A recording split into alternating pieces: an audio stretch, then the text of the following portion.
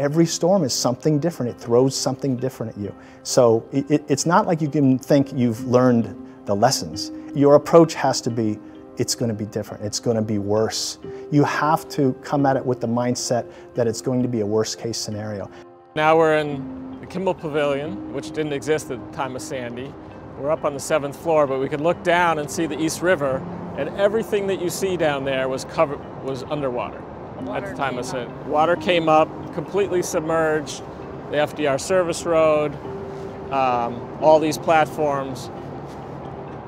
Beautiful view now, Yeah, but it was scary that exactly. night. Scary that night, but you know, now we're in just a completely different place. So the Con Ed service is on the roof of the building. There's a lot of power that flows through those. The 13,000 volt distribution from Con Ed comes into those boxes. There's transformers, there's switchgear in there, which is Con Ed operated. Then it comes into the building and we distribute to the whole campus. And it's up higher and it's protected. That's right.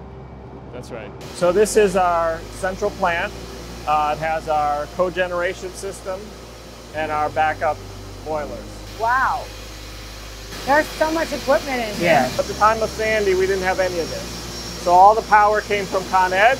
We didn't produce any of our own other than the emergency backup generators, which we still have. So now we can make our own steam. And even if we lose natural gas, we can make our own steam with the fuel oil we have right here on campus. Very impressive. Like, it's a huge... Yeah, so it's our own little power plant.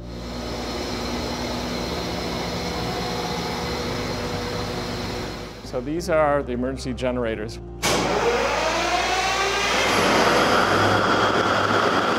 So basically, if I had a generator for my house, it would be something like this, but these are the generators for the hospital. That's right. The one in your house might be 5 or 10. This is 7,500 right here.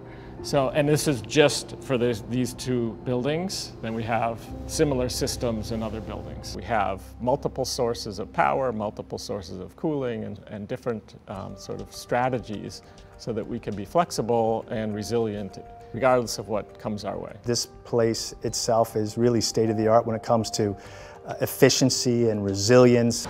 During Sandy, the power for the hospital was actually below our feet, so it easily flooded. That's right, and so everything is now moved up. Way up. Way up. The storm surge would come right in, water levels coming up. So the first defense we have against the storm surge is the perimeter barrier around all the buildings here. So this will stop the water and so prevent our buildings from flooding.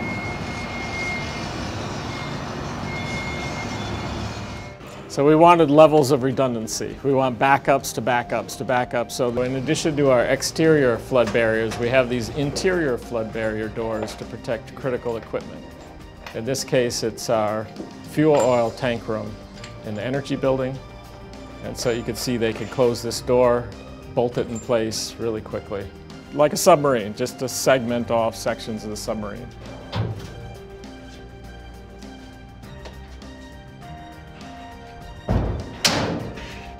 This hospital can handle anything.